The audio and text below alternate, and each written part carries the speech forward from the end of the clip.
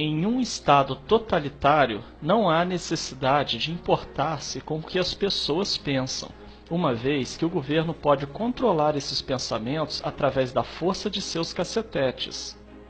Mas em um Estado democrático, onde não se pode controlar as pessoas pela força, há que se controlar o que as pessoas pensam, e para isso, utiliza-se de técnicas de manipulação de massa.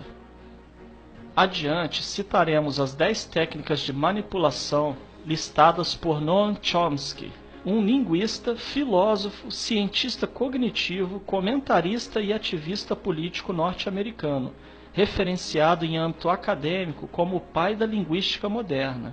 Também é uma das mais renomadas figuras no campo da filosofia analítica. Número 1. A estratégia da distração. O elemento primordial do controle social é a estratégia da distração, que consiste em desviar a atenção do público dos problemas importantes e das mudanças decididas pelas elites políticas e econômicas, mediante a técnica do dilúvio ou inundação de contínuas distrações e de informações insignificantes. A estratégia da distração é igualmente indispensável para impedir ao público de interessar-se pelos conhecimentos essenciais, na área de ciência, da economia, da psicologia, da neurobiologia e da cibernética. Consiste em manter a atenção do público distraída, longe dos verdadeiros problemas sociais, cativada por temas sem importância real.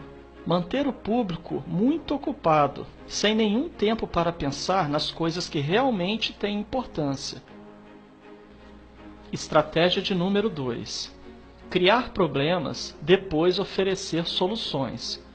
Este método também é chamado de problema-reação-solução. Cria-se um problema, uma situação prevista para causar certa reação no público, a fim de que este seja o mandante das medidas que se deseja fazer aceitar.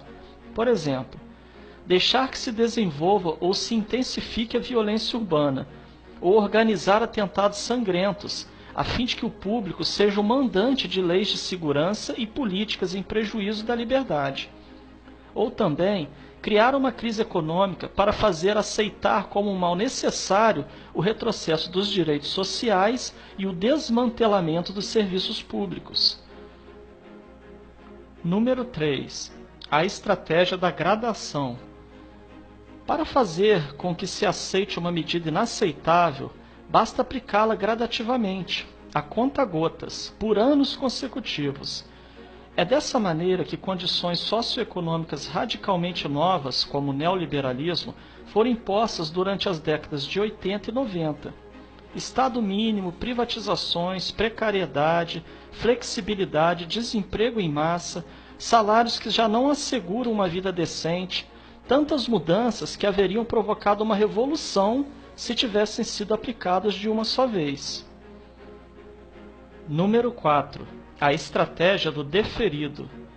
Outra maneira de se fazer aceitar uma decisão impopular é de apresentá-la como sendo dolorosa e necessária, obtendo a aceitação pública no momento para uma aplicação futura. É mais fácil aceitar um sacrifício futuro do que um sacrifício imediato. Primeiro, porque o esforço não é empregado imediatamente. Em seguida, porque o público, a massa, tem sempre a tendência a esperar ingenuamente que tudo irá melhorar amanhã e que o sacrifício exigido poderá ser evitado. Isto dá mais tempo ao público para acostumar-se com a ideia de mudança e de aceitá-la com resignação quando é chegado o momento. Estratégia número 5. Dirigir-se ao público como crianças de baixa idade. A maioria da publicidade dirigida ao grande público utiliza discurso, argumentos, personagens e entonações particularmente infantis, muitas vezes próximos à debilidade, como se o espectador fosse um menino de baixa idade ou um deficiente mental. Quanto mais se deseja enganar ao espectador, mais se tende a adotar um tom infantilizante. Por quê? Se você se dirige a uma pessoa como se ela tivesse a idade de 12 anos ou menos, então, em razão da sugestionabilidade, ela tenderá, com certa probabilidade, a uma resposta ou reação também desprovida de um sentido crítico, como a de uma pessoa de 12 anos ou menos de idade. Estratégia número 6. Utilizar o aspecto emocional muito mais do que a reflexão. Fazer uso do aspecto emocional é uma técnica clássica para causar um curto-circuito na análise racional e, por fim, ao sentido crítico dos indivíduos.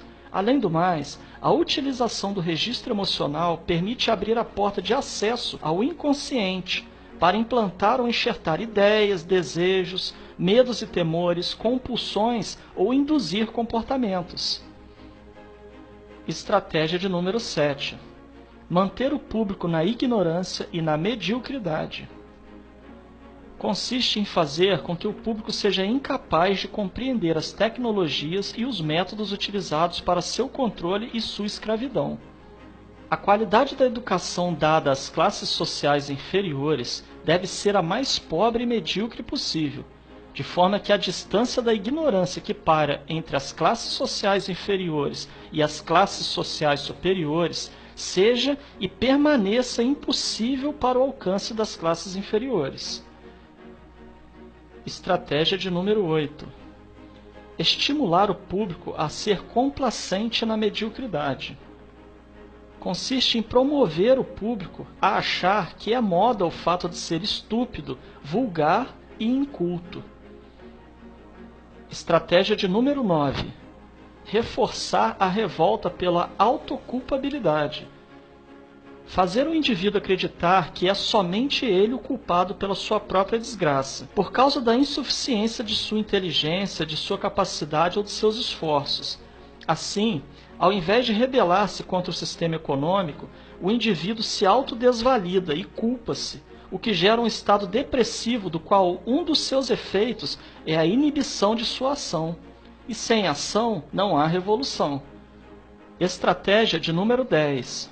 Conhecer melhor os indivíduos do que eles mesmos se conhecem. No transcorrer dos últimos 50 anos, os avanços acelerados da ciência têm gerado crescente brecha entre os conhecimentos do público e aqueles possuídos e utilizados pelas elites dominantes. Graças à biologia, à neurobiologia e à psicologia aplicada, o sistema tem desfrutado de um conhecimento avançado do ser humano, tanto de forma física como psicologicamente. O sistema tem conseguido conhecer melhor o indivíduo comum do que ele mesmo conhece a si próprio. Isto significa que, na maioria dos casos, o sistema exerce um controle maior e um grande poder sobre os indivíduos do que os indivíduos a si mesmos. Observando essas 10 estratégias citadas por Noam Chomsky, certamente poderemos fazer relações com o que vivemos atualmente, principalmente no campo político. Portanto, é dever de cada um analisar cada fato e notícia a partir de seu próprio ponto de vista, reunindo a maior quantidade de informações possível. Somente assim conseguiremos anular os efeitos manipuladores que estão embutidos nas propagandas, notícias e acontecimentos.